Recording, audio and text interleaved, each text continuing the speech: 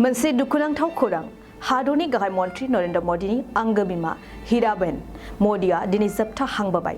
दिनै सोरांसि समनि 3:30 रिंगायाव गाहाय मन्त्रि नरेन्द्र मदिनि बिमा हिराबेन मदिया रुंसारि जायो। थैनाय समाव बिथांनि बैसोआ 100 बोसोर जाबायमोन।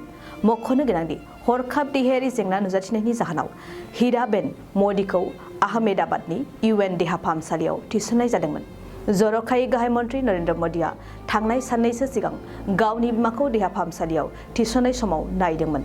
बबेखानि फाहामगिरि हान्जाया गाहाय मन्त्रिनि बिमा हिराबेनखौ मोजाङाव लाबोफिननो गोबां नाजासेयावबो जोबथायाव रुंसारि जायो। दिनै गाहाय मन्त्रि नरेन्द्र मदिया बिमाखौ बिदाय होनाय समाव बाहागो लानानै बिमानि देहा सोलेरखौ फाफ्लियाव बाननानै लांनाय मोनसे दुखुनांथाव नुथायखौ नुनो मोन्दों। जोबोद रायखांनो गोनांदि गाहाय मन्त्रि नरेन्द्र मदिया गावनि आंगो बिमाखौ अननाय आरो अनसायनायखौ गासै भारतारिफोरनो बाख्नायोमोन। नाथाय दिनैनि समाव बे बुहुमखौ नागारलांनाय आंगो बिमानि सुख'हायै दुखुनि समाव गाहाय मन्त्रि नरेन्द्र मदि आरो नखरजों गासै भारतारिफोरा दुखुखौ लाफादों।